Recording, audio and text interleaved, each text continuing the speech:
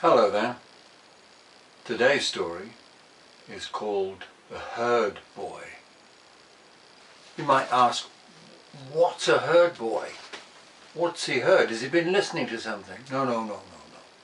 A herd boy is someone who looks after herds of animals.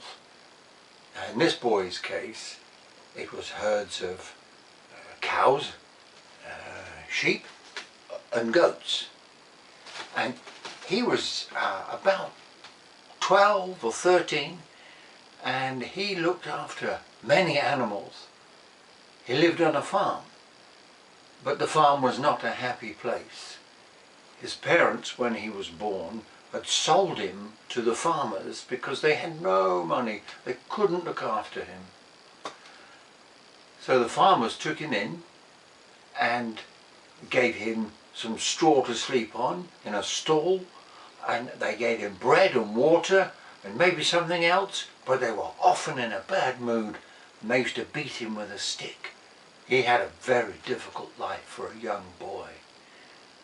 But strangely, he was good-hearted.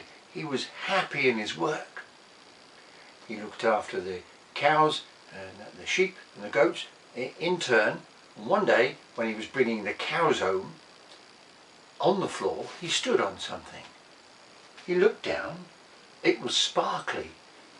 He picked it up, and it was a little glass shoe. Wow, he thought, this is the first thing I can call my own. I'm going to take the shoe and I'm going to keep it.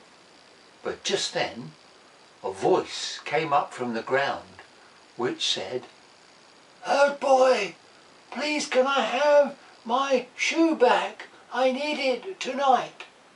And the herd boy looked down, and there was a girl about that big.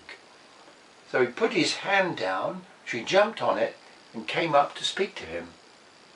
And she said, "Please, herd boy, can I have my shoe back? Because I and all the other fairies, when we go to the forest tonight to dance and sing and have fun, I must have both my shoes, otherwise they'll never let me in ever or ever again." The herd boy, soft-hearted boy that he was, although he wanted to keep the glass shoe as a present for himself, took it out and gave it to her and said, "There you go." And she looked him in the eye and said, "Herd boy, I shall not forget your kind act. When you need it most, I will grant you a wish." Boom! And she was gone. Nothing left. The next day he was with the sheep, out on the big pastures near the slow summer river, when on the way home he nearly stood on something else. He looked down. Oh, it was shiny.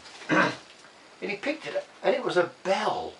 The sort of bell you would hang off a cap if you were one of those Dancer Morrissey type people, and you would have lots of them round hanging off your cap. And he was just about to put this one in his pocket when another voice came from down there. So he bent down, and onto his hand jumped a small boy who looked about the same age as him but was that big. And the boy said, "Ah, herd boy, thank you for finding the bell off my cap.